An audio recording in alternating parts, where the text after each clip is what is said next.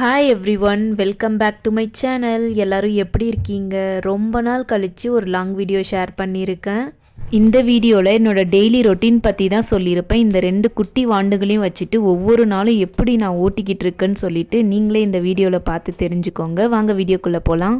இந்த வீடியோ பார்த்திங்கன்னா last Sunday தான் எடுத்தேன். சண்டே எப்பயுமே லேட்டாக தான் எழுந்திருப்போம் யூஸ்வலாக எல்லாருமே. ஆனால் நான் அப்படி கிடையாது. இவங்க 2 பேர்த்தையும் வச்சுட்டு சாப்பாடு செய்ய ரொம்பவே கஷ்டம்.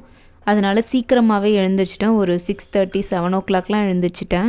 காலையில் எழுந்திரிச்ச உடனே வீடு எல்லாமே பெருக்கிட்டு தம்பியை கொண்டு வந்து ஹாலில் பாய் போட்டுருவேன். பெட்டில் போட்டு அவன் நவுற ஆரம்பிச்சிட்டான். அதனால் கீழே விழுந்துருவான்னு சொல்லிட்டு வெளியிலே நான் ஹாலில் போட்டு வச்சுருவேன். அதுக்கப்புறமா சீட்ஸு, இந்த பாதாம், அப்புறம் சுண்டல் இது எல்லாமே நைட்டு ஊற வச்சுருவேன். காலையில் எழுந்திரிச்ச உடனே 1 by 1 எல்லாத்தையும் எடுத்து சாப்பிட்றது தான் வேலை. அப்படி சாப்பிட்டுக்கிட்டே வேலை பார்க்கும்போது அந்தளவுக்கு பெருசாக டயர்டாக தெரிஞ்சுக்காது.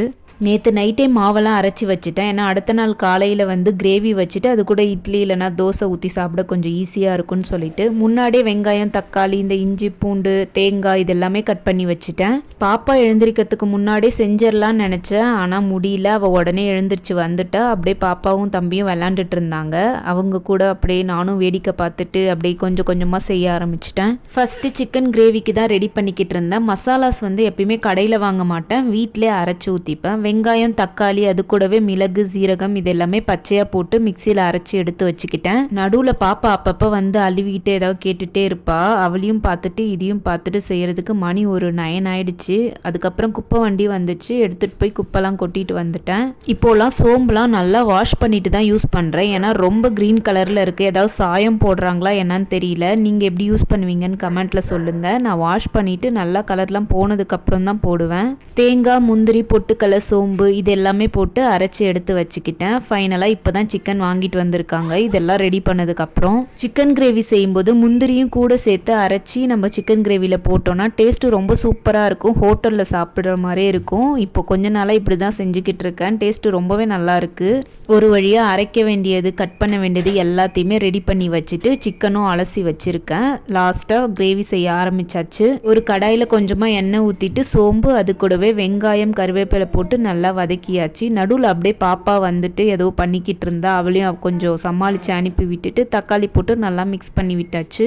சமையல்லாம் செய்யும்போது ஃப்ரீயாக இருந்தால் தான் செய்கிறதுக்கு நல்லாயிருக்கும். இவன் நடுவில் அப்பப்போ என்னை டிஸ்டர்ப் பண்ணிகிட்டே இருப்பா. எதையாவது ஒன்று எடுத்துகிட்டு போயிடுவா. வெங்காயம், தக்காளி கட் பண்ணி வச்சுன்னா அந்த தட்டை தூக்கிட்டு போயிடுவா. இல்லைனா ஏதாவது பண்ணிக்கிட்டு இருப்பாளா. எனக்கு நெக்ஸ்ட்டு என்ன பண்ணணுன்னு மறந்துடும். ரொம்ப டைம் ஆனதுனால பாப்பாக்கும் பசி எடுத்துக்கிச்சு. அழுவிக்கிட்டே இருந்தால் சைடில் இட்லியும் ஊற்றி வச்சுட்டு என்கிட்ட இருக்க மசாலாஸ்னா கொத்தமல்லி பொடி, அதுக்கப்புறம் மஞ்சத்தூள், உப்பு, சிக்கன் எல்லாமே போட்டு மிக்ஸ் பண்ணி மூடி போட்டு வச்சாச்சு. மிளகாத்தூள் மட்டும் லாஸ்ட்டாக போடுவேன். ஏன்னா காரமாக இருந்தால் சாப்பிட மாட்டா. அதனால் அவளுக்கு எடுத்து வச்சுட்டு கடைசியாக எங்களுக்கு மட்டும் மிளகாத்தூள் போட்டுப்பேன். சிக்கன் நல்லா வதங்கி வந்துருச்சு. அரைச்சி வச்சிருந்த வெங்காயம், தக்காளி பேஸ்ட்டும் அது கூட போட்டு நல்லா மிக்ஸ் பண்ணி விட்டாச்சு. நீங்கள் சமைச்சிட்டு இருக்கும்போது குழந்தைங்க அழாமல் இருக்க நீங்கள் என்ன டிப்ஸ் ஃபாலோ பண்ணுவீங்கன்னு கமெண்ட்டில் சொல்லுங்கள். நான் 2 பேரும் எழுந்திரிக்கிறதுக்கு முன்னாடியே செஞ்சிருவேன். அப்படி இல்லைன்னா டிவி போட்டு விட்டுருவேன். அவங்க பார்த்துட்டு இருப்பாங்க. அந்த டைமில் செய்வேன். நல்லா கொதிச்சு வந்ததுக்கப்புறமா அரைச்சி வச்சிருந்த அந்த தேங்காய், முந்திரி, பொட்டுக்கடலை அந்த பேஸ்ட்டையும் போட்டு நல்லா மிக்ஸ் பண்ணிக்கலாம். மிளகாத்தூள் போடாததுனால கலரே வரல, ஒயிட் கலரில் இருக்குது. பாப்பா மிளகாத்தூள் போட்டால் சாப்பிடவே மாட்டா. அவளுக்காக தான் இந்த மாதிரி செய்ய வேண்டியதாக இருக்குது. ஃபைனலாக இட்லியும் வெந்து வந்துருச்சு. அதை ஒரு பக்கம் எடுத்து வச்சுட்டு பாப்பாவுக்கு தனியாக கிரேவியும் ஒரு கப்பில் எடுத்து வச்சுட்டேன். சுத்தமாக இதில் காரமே சேர்க்கலை, வெறும் மிளகு சீரகம் மட்டும்தான், பச்சை மிளகா கூட போடலை. அவளுக்கு எடுத்து வச்சுட்டு ஃபைனலாக மிளகாத்தூள், அது கூட மேலே கசூரி மேத்தி போட்டு கொஞ்சம் நேரம் கழித்து இறக்கணுன்னா சூப்பராக இருக்கும். இந்த கிரேவி ரெஸ்டாரண்ட்டில் சாப்பிட்ற மாதிரியே இருக்கும். ஒரு வழியாக எல்லாத்தையும் செஞ்சு முடிச்சுட்டு பிளேட்டில் வச்சு சாப்பிடும்போது தான் கொஞ்சம் நல்லா இருக்குது. பாப்பாக்கும் அப்படியே போட்டு கொடுத்துட்டேன். அவள் அந்த பப்பாளி பழத்தை தான் சாப்பிட்டா. இட்லி எடுத்து சாப்பிடவே இல்லை. அதுக்கப்புறமா தான் இட்லி எடுத்து சாப்பிட்டா. சாப்பிட்டு கொஞ்சம் நேரம் கழித்து ஒரு கிளாஸில் பால் கொடுத்துட்டேன். கிளாஸில் குடிக்க மாட்டா, டப்பாவில் தான் குடிப்பா. ஏன்னா பால் கொடுத்துட்டு சாப்பாடு கொடுத்தேன்னா சாப்பாடு சாப்பிட மாட்டா. அதனால சாப்பாடு சாப்பிட்டதுக்கு அப்புறமா தான் பால் கொடுப்பேன் எப்பயுமே. சாப்பிட்டு கொஞ்ச நேரம் கழித்து தம்பிக்கெல்லாம் ஃபீட் பண்ணிவிட்டு மதியமாக சமைக்க வந்துட்டேன். மதியத்துக்கு சீரக சம்பாவில் பிரியாணியும் அது கூடவே இந்த பட்டர் சிக்கனும் தான். இது பட்டர் சிக்கனா என்னன்னு தெரியாது. இதில் பட்டர் போட்டு செய்கிறதுனால நான் அப்படி சொல்லிக்கிட்டு இருக்கேன். ரெண்டுத்தையுமே அடுப்பில் ஒன்றா வச்சுட்டு ஒரு பக்கமும் ஒன்று செய்ய ஸ்டார்ட் பண்ணிட்டேன். இந்த பக்கம் பிரியாணி, அந்த பக்கம் வந்து பட்டர் சிக்கன் செய்ய ஸ்டார்ட் பண்ணிட்டேன். கடாயில் கொஞ்சமாக பட்டர் போட்டுட்டு அது கூடவே கட் பண்ணி வச்சுருக்க பூண்டு, அதுக்கப்புறம் கருவேப்பிலை, சிக்கன், இஞ்சி பூண்டு பேஸ்ட்டு போட்டு நல்லா மிக்ஸ் பண்ணிவிட்டு கொஞ்சமாக சில்லி ஃப்ளெக்ஸ் லாஸ்ட்டாக போட்டுட்டு சீஸ் போட்டு இறக்கணுன்னா சூப்பராக இருக்கும். என்கிட்ட பட்டர் இல்லை, அதனால் நெய் போட்டுக்கிட்டேன். நடுவில் பாப்பா வந்து பாத்ரூம் போகணுன்னு சொன்னால் அதுக்கப்புறம் கதவை திறந்து விட்டு அவள் போயிட்டா. இந்த பக்கம் சிக்கன் நல்லா வெந்துடுச்சு. அந்தாண்ட பிரியாணிக்கும் வெங்காயம், அது கூட இஞ்சி பூண்டு பேஸ்ட்டு, அதுக்கப்புறம் ஸ்பைசஸ்லாம் போட்டு நல்லா மிக்ஸ் பண்ணியாச்சு. கொஞ்சமாக தக்காளியும் போட்டு அது கூட மிக்ஸ் பண்ணிவிட்டு தயிர்லாம் ஊற்றிட்டு பிரியாணிக்கும் ரெடி பண்ணிக்கிட்டு இருந்தேன். இந்த பட்டர் சிக்கனுக்கு வந்து பச்சை மிளகா போட்டால் சூப்பராக இருக்கும். என்கிட்ட இல்லை, அதனால லாஸ்ட்டாக சில்லி ஃப்ளெக்ஸ் தான் ஆட் பண்ணிக்கிட்டேன். சீஸ் எந்த அளவுக்கு போடுறோமோ அந்தளவுக்கு டேஸ்ட்டு சூப்பராக இருக்கும். ஆனால் சீஸ் அதிகமாக போடல, ஒரு 2 பீஸ் தான் நான் போட்டேன்.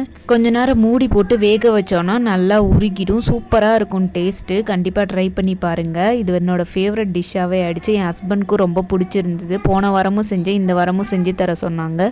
செஞ்ச உடனே சாப்பிட்டா ரொம்பவே சூப்பராக இருக்கும். அதனால் செஞ்ச உடனே எடுத்துகிட்டு போய் கொஞ்சமாக டேஸ்ட் பார்க்கறது கொடுத்தேன். ரொம்பவே நல்லா வந்துருந்துச்சு. இப்போ வந்து ஃபேவரட் டிஷ்ஷாகவே ஆயிடுச்சு. இது செய்யும்போது போன்லெஸ் சிக்கனில் செஞ்சோன்னா தான் நல்லாயிருக்கும். அதுக்கப்புறமா பிரியாணியை பாதியிலே விட்டுட்டு போயிட்டேன். அதை வந்து கண்டினியூ பண்ணிக்கிட்டு இருந்தேன். மசாலாஸ் எல்லாமே போட்டு எப்பயுமே வந்து மசாலா போடாமல் தான் செய்வேன், பாப்பா சாப்பிடுவான்னு சொல்லிட்டு. இந்த டைம் வந்து பாப்பாவுக்கு பிரியாணி கொடுக்கல, நாங்கள் 2 பேர் மட்டும்தான் சாப்பிட்டோம். எப்பயுமே குக்கரில் தான் பிரியாணி செய்வேன், விசில் விட்டு. இந்த டைம் வந்து விசில்லாம் வைக்கல, அப்படியே மேலே வந்து அந்த வெயிட் போட்டு செய்வாங்கல்ல, அந்த மாதிரி தான் செஞ்சுருக்கேன். சீரக சம்பா ரைஸில் 1 டம்ளர் சீரக சம்பா ரைஸ்க்கு வந்து 2 டம்ளர் தண்ணி ஊற்றி செஞ்சேன். ஏன்னா வேகாமல் போயிடுச்சுன்னா என்ன பண்ணுறதுன்னு சொல்லிட்டு நல்லா வந்துருந்துச்சு. இந்த டைம் வந்து சூப்பராக இருந்தது போன டைமை விட. ஃபைனலாக தோசைக்கல் வெயிட் எல்லாத்தையுமே மேலே வச்சுட்டு சிம்மில் வச்சு விட்டாச்சு. விசில் விட்டுருந்தோன்னா டக்குன்னு ரெடி ஆகிருக்கும். இந்த டைம் விசில் விடாமல் டம் போட்டு செஞ்சேன். பிரியாணி ரொம்பவே சூப்பராக வந்துருந்துச்சு. கொஞ்சம் குழைவாக இருந்தது, பட் டேஸ்ட் வைஸ் சூப்பராக இருந்தது. ஒரு வழியாக எல்லாத்தையுமே செஞ்சு முடிச்சாச்சுங்க. மதியம் லஞ்சுக்கும் ரெடி பண்ணியாச்சு. இதுக்கப்புறம் சாப்பிட்ற வேலை தான். சாப்பாடு கூட செஞ்சிடலாம், ஆனால் இந்த ஜாமா விளக்குறது தான் இருக்கிறதுலே ரொம்ப கஷ்டமான வேலை. எல்லாத்தையும் எடுத்து ஜிங்கில் போட்டுட்டு கிச்சனையும் தொடச்சி வச்சுட்டேன். ஆனால் ஜிங்கை பார்த்தா தான் கொஞ்சம் பயமாக இருந்தது, அவ்வளோ ஜாமா இருந்தது.